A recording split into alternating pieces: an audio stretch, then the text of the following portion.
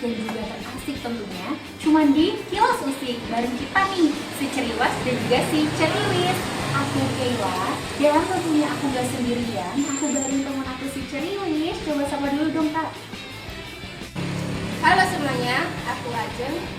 Kalian yang ada di rumah, di kos, ataupun yang di liburan, pada penasaran nggak sih aku sama Kayla akan membahas apa? Iya kan? Ya udah yuk, aku spill dikit ya Kay. Ya boleh kita spill dikit aja ya guys, biar kalian yang ada di rumah ini pada nonton sampai habis. Tentunya kali ini akan membahas yang lagi rame nih di Twitter.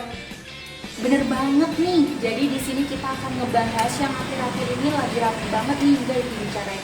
Tapi cuma di podcast Kilas Usik kita bakalan ngebahas sampai tuntas tas karena apa?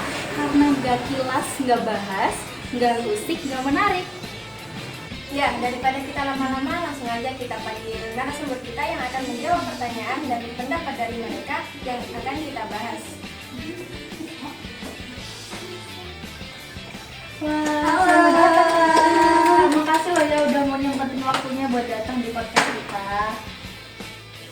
Nah teman-teman semua, jadi ini adalah kakak-kakak narasumber yang bakal ngebahas sampai tuntas nih masalah yang akan kita bahas. Pertanyaan-pertanyaan dari kalian juga kita bakal bahas sama di sini. Jadi kira-kira berita apa sih Kak yang akan kita bahas? Tentunya sahabat Kilas Usik tuh udah pada penasaran ya.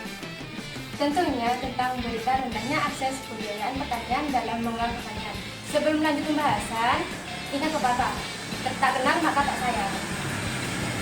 Bener banget.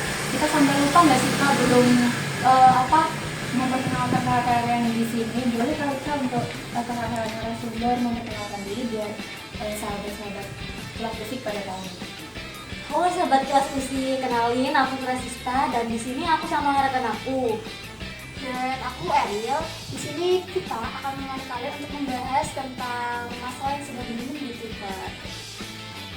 Sudah kenal kan teman-teman? Ya sudah, gak usah lama-lama, kita langsung aja. Bagaimana sih menurut Kak Usista sama Kak Ewi tentang masalah rendahnya akses pembiayaan petani dalam mengolah pertanian?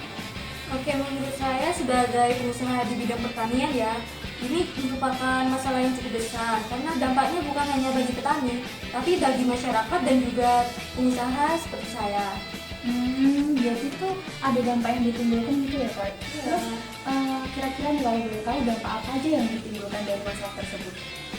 Dampak yang selama ini saya rasakan ya sebagai pengusaha itu yang pertama ketidakpastiannya pemasukan, yang kedua naik turunnya harga pasar, dan juga yang terakhir ini saya sering kehilangan pelanggan karena kualitas pertanian itu menurun. Nah, untuk dampak kepada para petani ini cukup besar karena para petani ini bisa disebut sebagai korban utama dari masalah ini.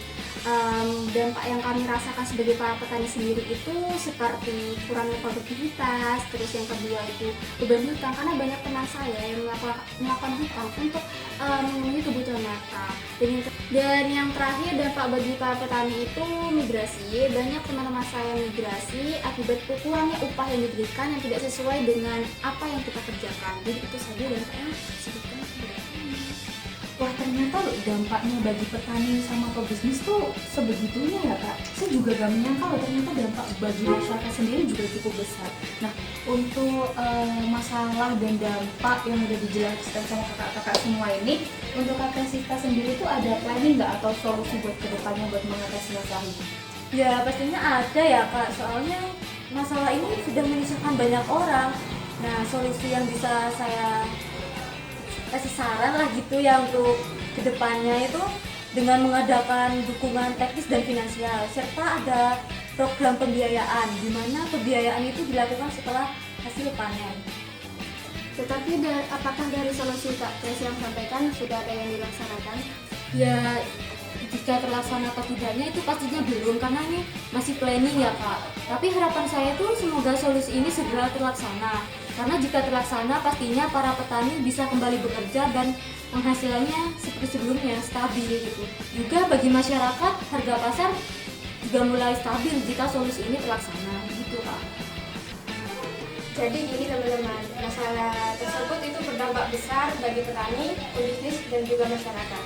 Ya, jadi saya dari saya ucapkan terima kasih buat Kak Presista, buat Kak Erla juga sudah menyempatkan waktunya buat datang ke podcast kita untuk membahas masalah ini, untuk memberikan pendapat kakak-kakak, memberikan solusi juga. Karena saya sendiri juga nggak nyangka ya, ternyata tuh masalah ini berdampak besar bagi masyarakat juga ternyata. Pantesan berita ini tuh lagi rame banget ya dibicarain di Twitter, ya di Twitter, di berita-berita sekarang.